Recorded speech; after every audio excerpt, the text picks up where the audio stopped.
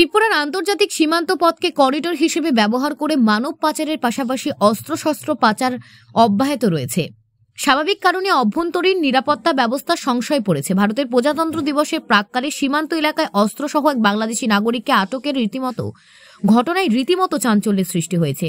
গোপন খবরের ভিত্তিতে মিলনচক্র আদর্শপল্লী এলাকাতে অভিযান চালিয়ে এক বাড়ি থেকে একজন বাংলাদেশি নাগরিককে আটক করে এডিনগর থানার পুলিশ। তার নাম সমাজপ্রিয় চাকমা। তার সাথে একটি পিস্তল এবং 3টি বুলেট সহ কিছু বাংলাদেশি টাকা এবং 2,21,000 ভারতের টাকা পাওয়া যায়।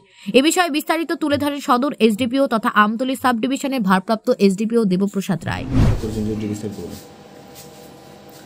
গোপন সূত্রে খবরের ভিত্তিতে আজকে একটি রেড করা হয় এডিনবর মিলনচক্র আদর্শপল্লীতে।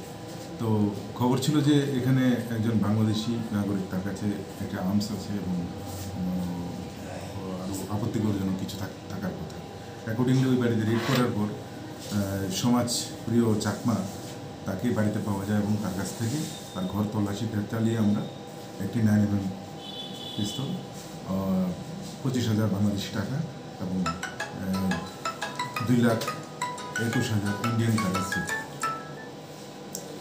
এবং 3টি কার্তুজ আর 2টো অ্যান্ড্রয়েড মোবাইল এগুলি পাওয়া যায়। তো অ্যাকর্ডিংলি তার বিরুদ্ধে আর্মস অ্যাক্ট এবং আইপিপি অ্যাক্ট সহ একটি কেস নেওয়া হয়। কালকে পুলিশ রিমান্ডে জিজ্ঞাসাবাদ হবে, এখনও জিজ্ঞাসাবাদ চলছে।